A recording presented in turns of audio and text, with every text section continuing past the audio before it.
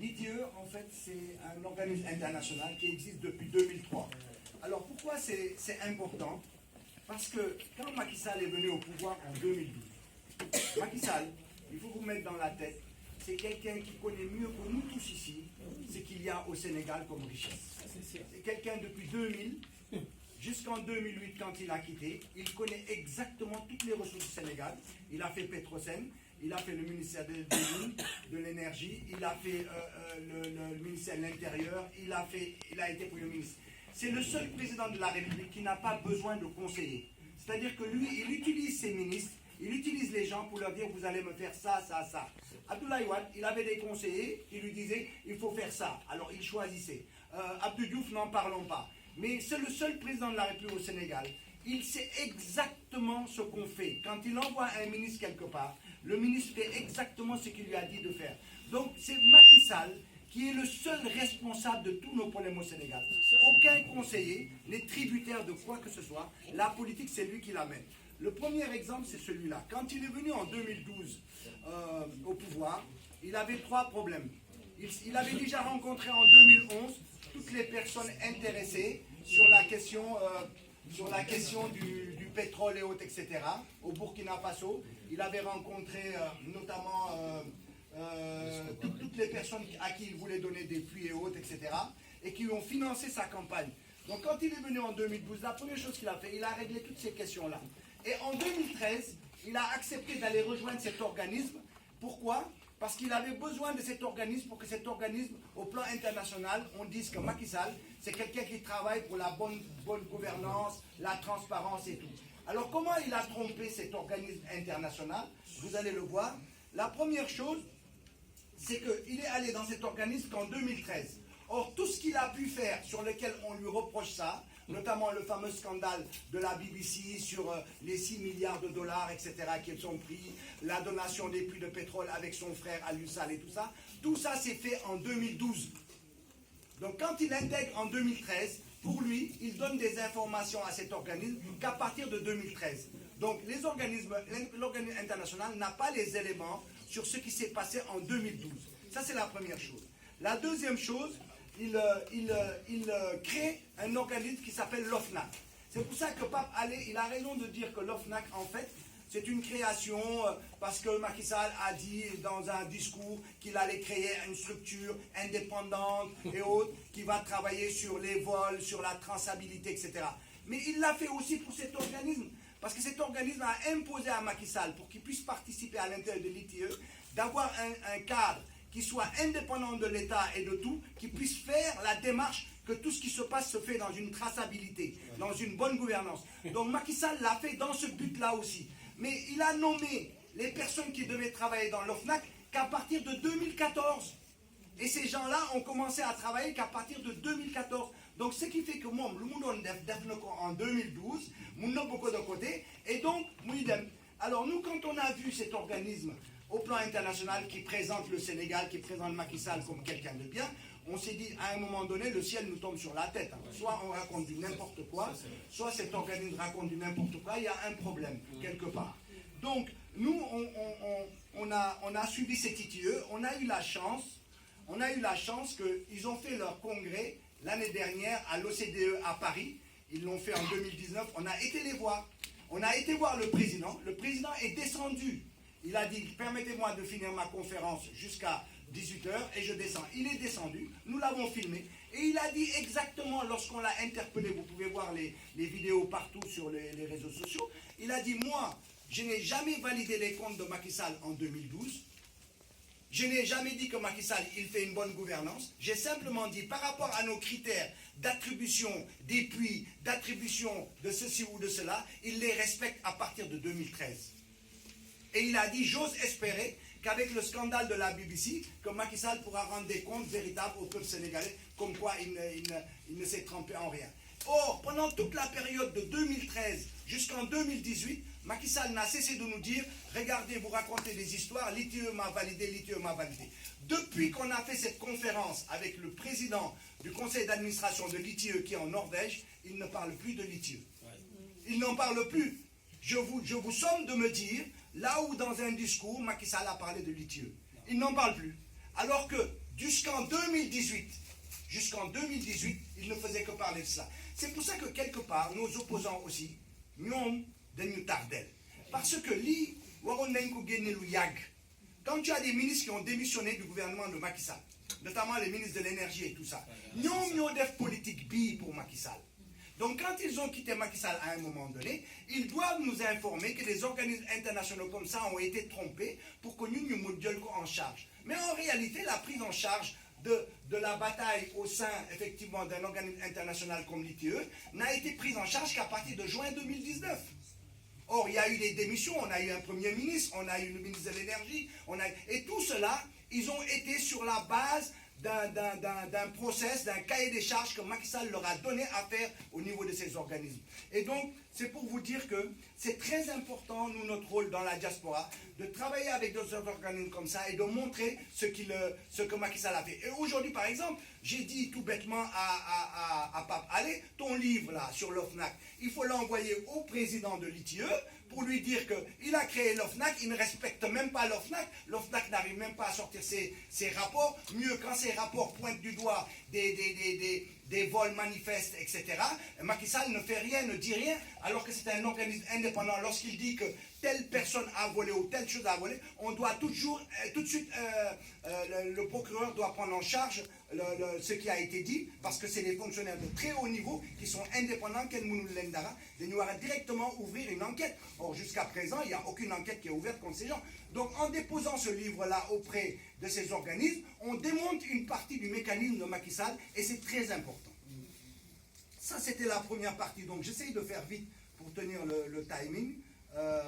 Donc, vous voyez, il dit bien, le président de l'ITE, nous sommes pas en train de dire que tout est bien avec cette validation au Sénégal, parce qu'en 2018, Macky Sall a réussi à emmener l'ITE au Sénégal pour faire son premier conseil d'administration en Afrique. Ça ne s'est jamais fait en Afrique. Et Macky Sall a réussi à emmener cet organisme en Afrique en 2018. Ça nous est passé au nez de la barbe, nous on n'a rien compris, et ils ont donné la validation au Sénégal, la validation 2016. Maintenant le Sénégal est en train de chercher sa validation 2020, je peux vous assurer que ça sera très très dur, parce qu'on est en train de surveiller, on est en train de tout faire pour démontrer tous les mécanismes de vol et de non-traçabilité qu'il y a au Sénégal. Bon, ça c'était la première partie. La deuxième partie, c'est la problématique des puits qu'on a donnés au Sénégal. Là, c'est une carte que le Petrosen a sortie en disant voilà tous les puits que nous avons au Sénégal, aussi bien ceux qui ont du pétrole, du gaz, etc., qui existent au Sénégal et qu'on a alloué à des structures qui sont venues faire soit des recherches, soit pour l'exploitation. Or, nous, à notre grand étonnement, on nous a dit que, par exemple, au Sénégal, on n'a plus affaire à certaines personnes, notamment, comment il s'appelle encore, notre Franck Timis. Franck Timis n'est plus au Sénégal, il n'a plus rien à faire. On a regardé au niveau de la bourse et on s'est rendu compte qu'il y a une société pétrolière mondiale qui s'appelle Petronor, à 50% de capitaux d'Abu Dhabi et à 50% de capitaux norvégiens. On s'est dit, mais c'est bizarre, cette structure dit qu'elle a des concessions pétrolières au Sénégal. Quand on regarde les concessions pétrolières au Sénégal, on ne voit pas Abu Dhabi dedans. Mais on s'est dit, il y a un problème, Abu Dhabi sort quelque chose comme, je ne sais plus combien de millions de barils par jour. Nous, on n'a même pas sorti une goutte de pétrole. Ou à Diodiou, on est crédible que le gouvernement sénégalais quand même. Il faut être sérieux.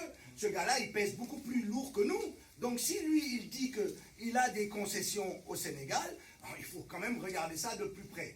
Et quand on regarde de plus près, on se rend compte que quand Macky Sall dit que Petrotim, avec Franck Timis, n'existe plus au Sénégal, on a tout réglé, c'est faux. Parce que Petrotim a encore des concessions, notamment au niveau de Rufus Offshore et Kayar Offshore Profond. Il a des puits là-bas et il a 25% de ses puits. Et sur ces concessions-là, il a vendu une partie, effectivement, à Abu Dhabi. Mieux même, il a le SOSS, là, qui est en bas, là, Sénégal Offshore Sud Profond. Là-bas, il a carrément tout. Il a 90%, il n'y a que 10% qui appartient au Sénégal. Et donc, ces concessions-là, il les a vendues au niveau de la bourse à Petronor. Petronor a acheté 50% de ces concessions-là à Petrotim.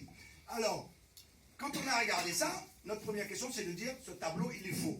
Or, ce tableau, il existe depuis 2018. On a averti l'ITIE comme quoi ce tableau-là pose des problèmes. Ils ont rigolé parce que, comme par hasard, Petronor est coté en bourse en Norvège. Donc, comme c'est une structure internationale qui est en Norvège, donc ils savent mieux que nous ce qui se passe dans cette question-là. Maintenant, la deuxième chose que nous avons vue qui était bizarre, c'est que lorsque Macky Sall a été nommé, cette mascarade qu'il a emmené au pouvoir en 2020, non, quand il est venu au pouvoir en 2020, alors, la première visite officielle de Macky Sall, c'est où dans la salle, si vous avez suivi? Hein? Pas du tout. Il y a certains disent qu'il a été sur beaucoup de marques. C'est à Abu Dhabi. La première visite du président Macky Sall, c'est à Abu Dhabi. C'est pour ça Sénégalais. Macky Sall, nous, il est New York. Nous, nous devons faire recherche. Nous devons faire recherche de New York. Parce que tous les éléments sont là. Le problème, c'est que le Sénégalais, il n'a pas envie d'aller au fond des choses. C'est ça. Si on analyse au fond, on va trouver les choses. C'est ça. La première visite de Macky Sall, c'est à Abu Dhabi. Il est allé négocier ce fameux contrat-là. Avec Adama Barrow. Voilà. Et Adama Barrow, une semaine plus tard, est parti là-bas aussi avec son ministre de l'énergie. Pourquoi? Parce que Franck Timis a aussi des propriétés en Gambie qui ont été bloquées depuis qu'Adama Barrow est venu au pouvoir. Mais il se trouve que comme Petronor, qui est une société qui appartient à 50% maintenant à Abu Dhabi a convoqué le président gambien qui est venu là-bas et il lui a construit un stade olympique en Gambie. Et nous, le prince d'Abu Dhabi est venu au Sénégal au mois de juillet, il nous a construit un centre pour des entrepreneurs à 20 milliards ou 20 millions, je ne sais plus combien. Il nous a donné ça et on a mis le nom du prince d'Arabie Saoudite, d'Abu Dhabi là-bas. Ça veut dire qu'il y a des choses qui se passent en dessous et qui montrent que rien n'est traçable, qui montre qu'il y a de l'opacité dans la gestion de nos ressources, et ce n'est pas normal. Nous devons prendre ça en charge. Et nous, dans la diaspora, on a cette capacité-là. Il suffit seulement qu'on accepte de faire ce travail intellectuel-là et de mettre ça à la disposition de notre peuple. Et c'est notre devoir de le faire. Ensuite, je passe rapidement. Vous m'excusez, on va aller dans l'essentiel. Voilà. Là, vous voyez par exemple que c'est les acquisitions qui se sont passées au niveau de la Norvège, etc. Bon, voilà. Alors, qu'est-ce que je peux dire d'autre? Il y a le bloc différé offshore. Le bloc différé offshore, c'est un bloc qui existe depuis pratiquement, qui était en recherche et tout, etc. Et qui a été renouvelé en concession en 2013. Et ça a été renouvelé par Serine Boub, qui est homme de confiance de Macky Sall. À l'époque, il était au niveau de Petrosen. Maintenant, il n'est plus dans Petrosen, mais il est dans tous les conseils d'administration des sociétés pétrolières qui interviennent au Sénégal. Et ce gars-là, tout ce qu'il a fait avant, en favorisant les pénétrations, les implantations de ces structures, il se retrouve présent dans tous ces conseils d'administration. Est-ce que vous trouvez ça que c'est normal? C'est pas normal. Il y a un problème quelque part. Nous n'avons pas fait ces gouvernements. Nous avons des concessions. Nous avons des gouvernements. Nous avons des ligues ces concessions. Et qu'est-ce qui nous dit que tu n'as pas fait les tractations avec eux? D'accord? En plus de ça, c'était lendemain de Macky Sall à l'intérieur du PDS, du pouvoir du PDS. Parce que quand Macky Sall a été sorti du PDS en 2008-2009, pendant toute cette période où il n'était pas en pouvoir jusqu'en 2012, c'est lui, Moup, qui lui donnait toutes les infos. Parce que Moup le baillait à Petrosen. C'était lui le cheval de Troie. La preuve, quand il est venu au pouvoir en 2012, les premières nominations dans les conseils d'administration, que ce soit à la Sahara Haute, Moup, Tafsibok. Voilà. Donc, ça, c'est simplement pour montrer. Ensuite, vous avez, Macky Sall a donné à Transatlantique qui est en bas, une société différée offshore pour gérer ce puits-là. Comme par hasard, aujourd'hui, c'est Moup qui est le DG de la société qui représente Transatlantique au Sénégal. Parce que quand une société vient pour exploiter un puits au Sénégal, on lui demande de créer une structure au Sénégal et d'avoir un président sur le conseil d'administration qui est sénégalais. Mais ce qui est marrant, nous avons l'adresse de cette société, nous savons que c'est Moup qui est le PDG, mais on n'arrive pas à sortir au Sénégal le nom de Moup avec le cabis disant que Moup, moi, il dirige la société B. Société B, elle existe, on a son adresse, c'est au point E, c'est Transatlantique Sénégal, mais on n'arrive pas à savoir qui dirige Transatlantique Sénégal. Et nous, depuis le mois d'août 2019, nous avons utilisé tous nos canaux On n'arrive pas à savoir qui dirige. On sait que c'est Mouk, mais on n'a pas la preuve, comme on a eu pour Al-Yussal, on n'a pas la preuve dans un cabis que c'est lui qui le dirige. Ce qui vous dit que même au Sénégal, quand tu veux une info tout à fait normale, avoir le cabis d'une société, tu n'es pas capable de l'avoir quand les gens mettent la main dessus. Donc on n'est pas un pays traçable, on est un pays opaque. Et dernier élément dessus, pourquoi on a encore beaucoup de suspicions, c'est que 75% du capital de Trace Atlantique, 75% est détenu par une société qui s'appelle Far Limited. Far Limited, c'est lui qui va faire les premières gouttes de pétrole qui sortiront en 2022. Il fait partie du groupement qui appartient à ce puits qui va sortir les premières gouttes de pétrole. Or, Far Limited a pu être au niveau de ce puits-là par l'intermédiaire de Mouk en 2006. Donc, comme Trace Atlantique a eu des problèmes financiers, Far Limited a financé 75% du capital de Trace Atlantique en disant « Beaucoup me fait, mais je vous mets 75% de votre capital, moi je vous aide. » Alors, ça encore c'est un moyen de dire c'est pas normal. Et quand on va revenir à l'ITE, c'est juste pour vous dire, en 2020, la fameuse traçabilité que l'ITE va imposer en 2020, ça veut dire que maintenant, quand une société vient investir, ou vient pour faire de la recherche, ou vient à qui on donne un puits, tu dois donner toute la traçabilité de ton capital. Ce n'est plus Far Atlantique, on monte 35%. Non, les Far Atlantique, ce capital est composé par qui?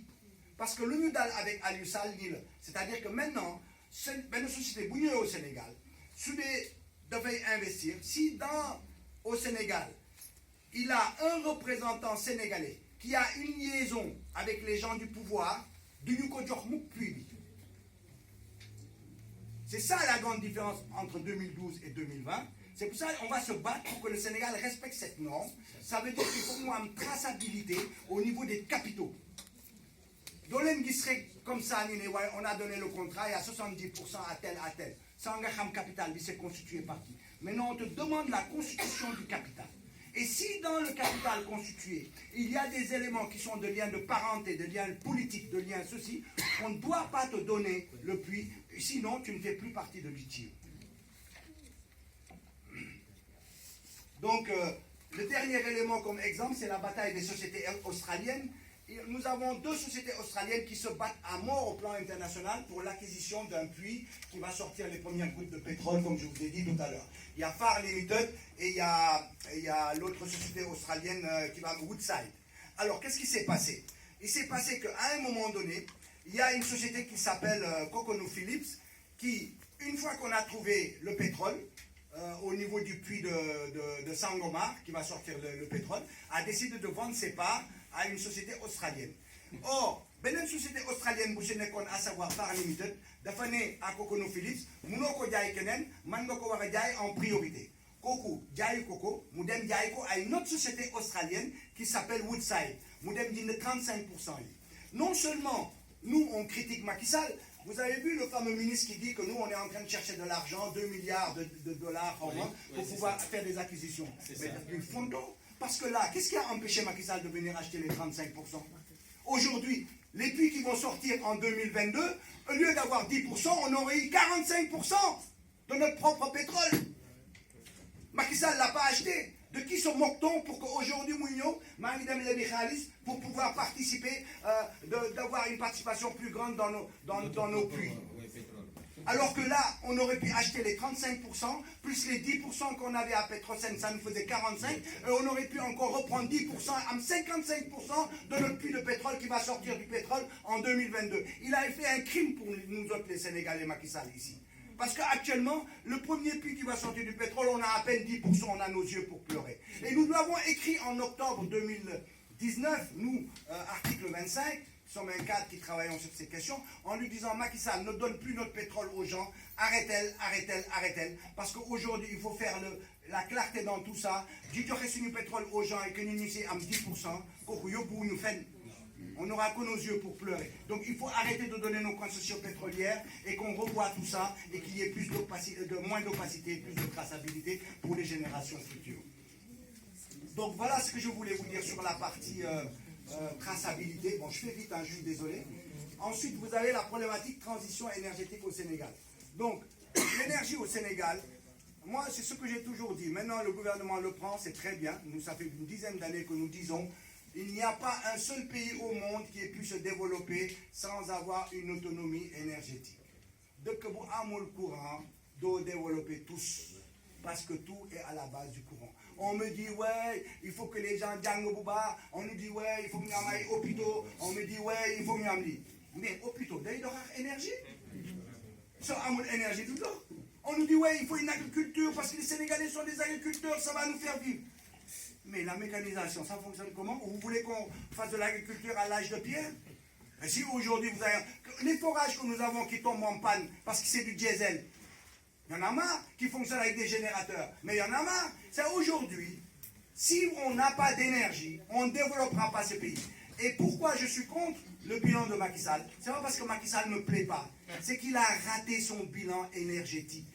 Et quand tu rates ton bilan énergétique, tu as raté ton mandat. C'est comme si tu passes le bac. Si tu es très bon en gymnastique, on s'en fout. Si tu as une mauvaise note en maths, en sciences ou bien en machin, tu n'auras pas ton bac. La matière principale, si tu les rates, tu ne l'auras pas. Quelle que soit la série Bouganek, matière principale, ce qu'on raté dans Amsabat. Donc aujourd'hui, la matière principale, c'est l'énergie. Il l'a raté et il essaye depuis 2017 de se rattraper. Je vais vous expliquer pourquoi. Alors, quelle est l'équation chez nous? L'équation, c'est 1, la Sénélec, 2, les infrastructures, et 3, la question d'un kilowattheure cher. La Sénélec, c'est une structure qui nous fabrique de l'électricité depuis l'indépendance. Cette structure, tout le monde sait qu'elle ne fabrique pas plus que 600 MWh. Elle ne fabrique pas plus que 600 MWh. Aujourd'hui, le Sénégal a besoin du triple. Ça veut dire qu'elle n'est pas capable de nous fournir l'électricité dont nous avons besoin. Elle fournit à peine le tiers. Ce n'est pas moi qui le dis. Vous prenez, il y a eu une émission à la télé il n'y a pas longtemps, le responsable syndical de la Sénélec a dit effectivement qu'ils ne fournissent que le tiers, même moins du tiers, de ce dont on a besoin en électricité. Premièrement. Deuxièmement, la Sénélec produit de l'électricité avec de l'énergie fossile, ça veut dire avec du diesel. Toutes les centrales de la Sénélec fonctionnent avec du diesel. Donc, c'est la plus mauvaise méthode. Donc, nécessairement, si tu fais de l'électricité avec du diesel, ton électricité sera chère. Ce sera cher. Ce n'est pas une question qu'on a favorisé les agents de la Sénélec. Ce n'est pas une question que ceci ou cela. Fondamentalement, ça, c'est à la marge. Fondamentalement, une énergie électrique produite à partir de l'énergie fossile, elle est chère. Une énergie électrique produite dans les centrales qui font du diesel, c'est cher. Donc, tant que nous aurons des politiques qui vont à chaque fois Sénélec, nettoyer que tout, voilà, moi je propose une Sénélec comme ça, on va dans l'impasse. Il faut aujourd'hui une volonté politique de dire, il faut faire autrement de l'électricité et autrement que la Sénélec. Parce que la Sénélec nous coûte cher. Parce que non seulement on devait utiliser diesel, mais en plus de ça, on la subventionne à hauteur de 100 milliards par an. On la subventionne à 100 milliards par an. Ce n'est pas moi qui le dis, c'est le ministre qui l'a dit tout dernièrement, en disant sur les 5 dernières années, on a donné 500 milliards à la Sénélec. Comment voulez-vous donner 100 milliards par an à la Sénélec qui nous donne une électricité à 130 francs le kilowattheure? Attendez de gaspiller notre argent comme ça. Nous sommes des Sénégalais, nous devons réfléchir à d'autres possibilités et je vais vous en proposer. Donc,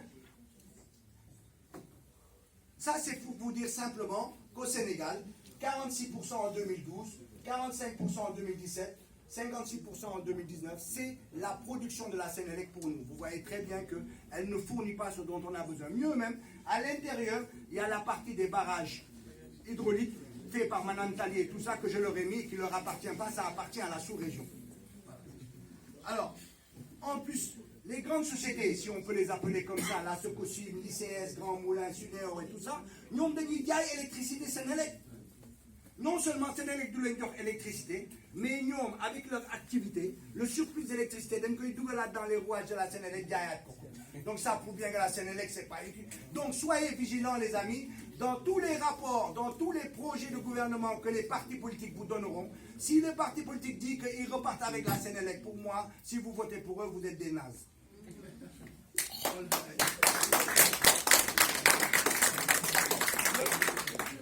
Le modèle pour faire de l'électricité au Sénégal, c'est ce qu'on appelle le build, operate, own and operate. Ça veut dire quoi? ça veut dire que l'État doit agréer à des producteurs indépendants. Nous négocier avec nous, nous disons bon, on va te donner telle partie, nous utiliser sur le soleil, nous défendre l'électricité, nous avons 60 francs CFA, après man, moi, je vais au Sénégalais 130 CFA. Donc l'État doit faire double. Il doit faire l'électricité ailleurs moins cher du nous donc c'est pas normal. Donc, vous avez utilisé les producteurs indépendants, nous au Sénégal, utiliser sur une superficie, utiliser NAC pour nous y aller, gagner si électricité, gagner 60 francs CFA le kilowattheure, mon mouniou gagne 130 francs CFA. Dire que Sénélec. Parce qu'au Sénégal, la vente de l'électricité n'est pas libre, seule la Sénélec peut vendre de l'électricité. C'est-à-dire toutes ces structures, les indépendants producteurs qui vont venir produire de l'électricité chez nous, le revendent nécessairement à la Sénélec, qui la Sénélec le revend. Parce que si nous trouvons dans le schéma, nous investir, nous on va acheter peut-être le kilowattheure à 70 francs CFA. Mais quand le Sénégal leur impose de diable par Sénélec, c'est que faut le sac parce que mon pays de 60 francs CFA, du coup, il y a 130 francs. Donc non seulement on subventionne une Sénélec à 100 milliards par an, mais nous emploie le double si nous avons d'électricité. Donc voilà. Alors, c'est ce que je disais, ils construisent l'infrastructure, l'État leur accorde un contrat, et durant cette période, la Sénélec leur rachète leur production. Ils n'ont pas le droit de vendre la production, seule la Sénélec est habilitée à vendre. Là, au Sénégal, le monopole du transport, la distribution de l'énergie, ce n'est pas libéralisé, ça appartient à la Sénélec. Alors, en plus, pour un libéral comme Macky Sall, allez voir. Donc, la commission, donc, il y a une commission de régulation du secteur de l'électricité, CRSE. Nous avons géré l'eau. Nous avons, par exemple, tous les ans, combien on donne à la Sénélec par rapport à nous produire pour compenser son prix de 130 francs. Parce que nous avons 100 milliards par an, de 130 francs le micro, à 170, 180 francs le kilowattheure. Imaginez-vous, on les subventionne. Sans compter que, l'État achète chaque année, pour je vais vous dire tout à l'heure les chiffres, je ne sais plus combien de milliards de diesel. C'est diesel le carburant d'accord, le fuel lourd moi je Sénélec pour une partie, pour vous faire fonctionner ces centrales. Bon, vous avez fait encore si bilan, parce que si vous avez si bilan, les gars, il n'y a qu'une seule solution, plus de Sénélec. Donc, là, je vais passer rapidement, c'est un peu les productions, etc. Pour venir à ce qui est le plus important. Alors, quand même, le budget du CRSE, ils ont à peu près 2 milliards de budget. 70% des 2 milliards, c'est des salaires. Ils ont, les autres charges, c'est 338 millions. Ça veut dire que quand ils se déplacent, quand ils vont partout, ils ont 338 millions de per diem et autres. Cette fameuse commission-là, qui doit calculer les chiffres, ils ont 70% de salaire sur 2 milliards. Et ensuite, ils ont 65 millions de parcs d'automobiles. Voilà, le Sénégal, c'est ça. 15 millions d'habitants. Donc, là c'était pour vous dire, voilà, vous voyez très bien que les centrales, ce que je vous raconte, moi, ça, on l'a sorti dans le bouquin, le bouquin que vous avez là. Si quelqu'un est contre sur ces chiffres, on a tout sourcé, on a des références, on a tout donné. Et c'est sorti depuis janvier. J'ai vu personne dans la presse dire, vous avez dit des choses fausses, c'est pas vrai, chiffre vu, c'est faux, etc. Nous, c'est tous les chiffres qu'on a donnés, c'est validé. Donc, c'est dans le petit truc que je vous ai donné. Ici, on a fait le total en 2019. Toutes les centrales qui fonctionnent au diesel, ils n'ont qu'une centrale solaire qui nous donne quoi? Qui nous donne 2%, 2 mégawatts. 2 mégawatts. Une centrale solaire qui donne 2 mégawatts. Si moi j'ai même 4 machins, là, ça me donne mes 2 mégawatts. C'est du n'importe quoi. Ensuite, vous avez les sociétés qui nous vendent de l'électricité à partir du diesel. Il y en a, elles sont là, ici. Donc, elles nous ont fourni 445 mégawatts pour l'année dernière. Et vous avez les fameux barrages de Manantali et tout ça, etc., qui nous donnent effectivement de l'électricité à partir des centrales régionales qu'on se partage avec les pays de la CEDEAO. Et donc, vous avez ici au niveau solaire. Alors, c'est très intéressant, parce que vous avez vu lundi, Macky Sall a inauguré la centrale éolienne qui se trouve en bas là à Taïba-Ndiaye. Bon, Taïba-Ndiaye nous donne déjà, c'est une centrale éolienne qui nous donne déjà à peu près 40 mégawatts heure. 40 mégawatts heure. Or, c'est une centrale qui va donner 156-160 mégawatts maximum quand il va fonctionner à plein pot. D'accord? L'année dernière, ils étaient à 40 mégawatts. Aujourd'hui, ils sont à 57 mégawatts. Donc Macky Sall a inauguré quelque chose. Quand il dit il y a 55 mégawatts, ça veut même dire que l'Union apporte ici sur une énergie 57 mégawatts. C'est pas vrai. Il y a déjà une partie qui fonctionne, c'est des centrales. Or, le problème des éoliennes, c'est quoi? Sous amul vent, là, il est. Sous amul vent, là, il est. Il y a une électricité. Alors, est-ce que vous avez dit que sans moi, non. Vous voyez bien que la solution, ce n'est pas l'éolienne. Je suis pour l'éolienne, je ne suis pas contre. Mais on ne peut pas dire, je mobilise presque 340 millions d'euros pour faire de l'éolienne et tu n'es pas foutu d'avoir une seule centrale solaire chez toi. Parce que toutes les centrales solaires qui existent, ça appartient aux indépendants producteurs. Ça veut dire qu'il n'y a pas cette volonté politique d'aller vers le solaire.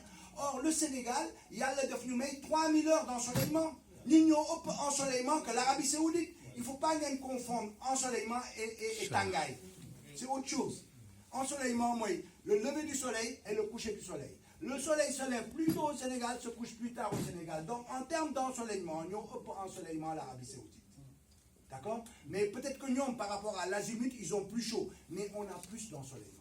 La question qui se pose, c'est que pourquoi aujourd'hui, on accepte de prendre des indépendants producteurs qui nous mettent tous ces panneaux solaires du night. Alors qu'aujourd'hui, nous avons le principe des centrales thermodynamiques solaires. Une centrale thermodynamique solaire, c'est quoi? C'est pas du nucléaire. Ça s'appelle thermodynamique, c'est un mot sauvage comme ça, mais ça ne veut rien dire. Une centrale thermodynamique solaire, ça veut dire que c'est une centrale qui ne récupère pas l'énergie solaire tout de suite comme force de courant, mais qui chauffe un liquide au travers des miroirs. Liquide bobu, si nous chauffé, d'un koy dem, dougal ko, mélanger quoi avec de l'eau froide, nous créer vapeur. Vapeur bobu, dem def électricité au travers des générateurs. Pourquoi c'est avantageux le système bobu? C'est que même Natsu Amoul, il faut dire électricité.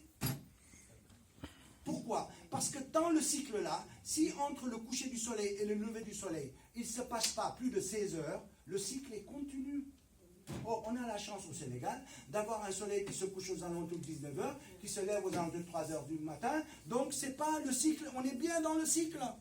Donc, on a continuellement de la fabrication de l'énergie solaire, alors que les panneaux, vous n'avez pas de soleil, un magazine aussi batterie. Goudi beaucoup utilisé, Goudi rédire. L'ol montre qu'à chaque fois, le centre de Diambiadio nous panne Goudi. Chaque fois, vous avez Goudi nous panne. Vous voyez très bien. Donc, ça prouve bien qu'il y a des limites, les panneaux solaires. Yo, tu as la chance d'avoir au Sénégal la possibilité d'avoir cet ensoleillement et d'avoir cette position stratégique qui est montrée partout dans le monde. Il y a une tâche où tu vois le Sénégal dedans. Au lieu d'utiliser technologie bobo, il y a utilisé les technologies il y a 100 ans. Alors quand moi, la capacité de nos ministres de se lever et de dire nous dans l'Afrique de l'Ouest on est les meilleurs, mais vous n'êtes rien du tout, mais vous êtes rien du tout. Vous allez comparer la capacité d'avoir l'énergie, le Maroc et le Sénégal. Voilà qui c'est sur une gendarmerie, ils gardent sur une panneau solaire. Les Marocains, leur investissement, on a honte, on a l'impression qu'on est dans la préhistoire. Tu vois nos gendarmes là, bien habillés, ils gardent sur une panneau solaire. Au Maroc, à côté, tu les vois avec leur centrale thermodynamique. Mais tapez sur Google, centrale thermodynamique Maroc, viens taper, et puis viens taper Sénégal, je ne sais pas moi, prenez n'importe où, Tel Mérina, n'importe quoi, il y a un rôle militaire, ils nous gardent dessus. C'est la préhistoire. Alors qu'on est mieux basé qu'eux. Pourquoi on ne va pas vers cette technologie? Ça fait des années que nous le disons. L'État sénégalais ne m'a jamais répondu, n'a jamais répondu aux gens qui défendent ça. Ça existe au Maroc, les centrales thermodynamiques solaires. Le Maroc, en 2009, était dépendant à 90% de l'énergie fossile.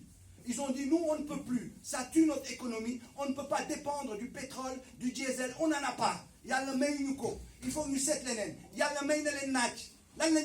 Ils ont mis en place des centrales thermodynamiques solaires. Ils étaient à 98% tributaires de l'énergie fossile. Aujourd'hui, en 2019, ils sont tributaires à 55%. C'est-à-dire qu'ils ont pris 45% de solaire. 45% de l'énergie au Maroc électrique, c'est solaire.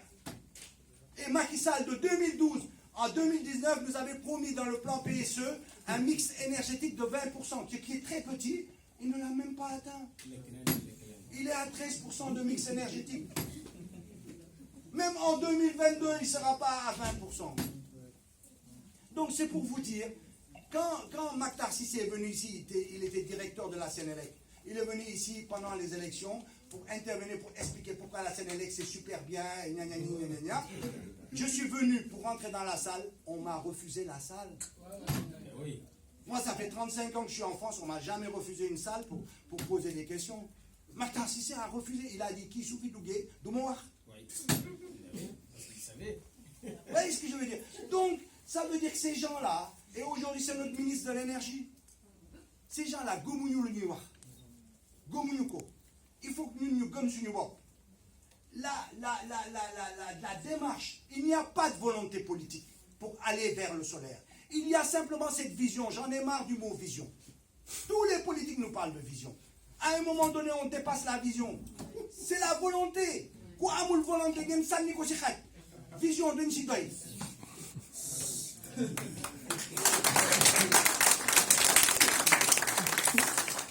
Alors bon, je passe sur tout ça, c'est pas grave. Bon, donc pour vous dire, j'ai fini. De toute façon, je ne vais pas prendre la partie mine.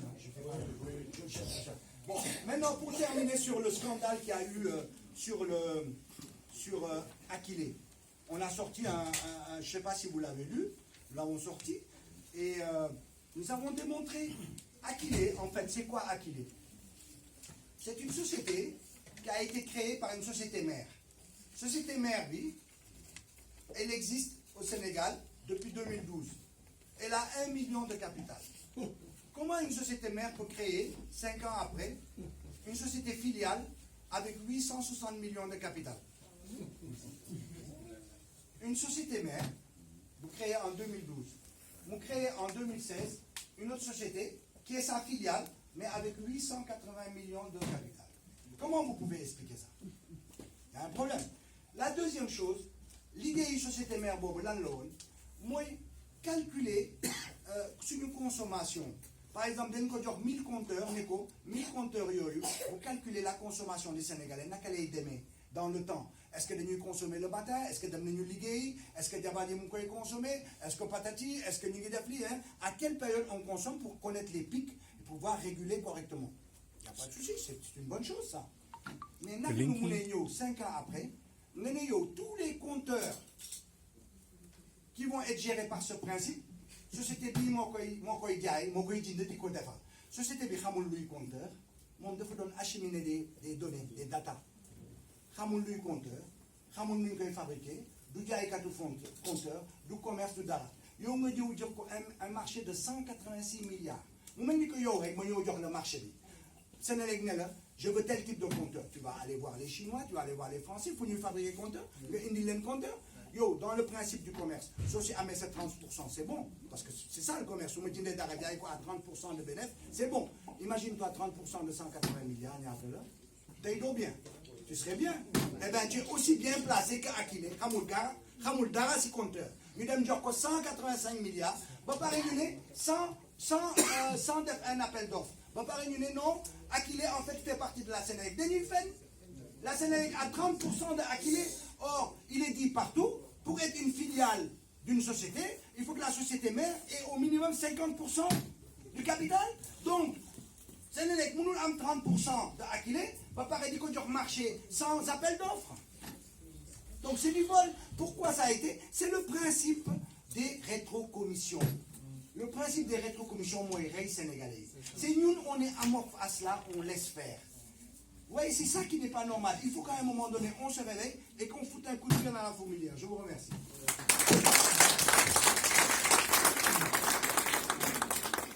Merci d'être.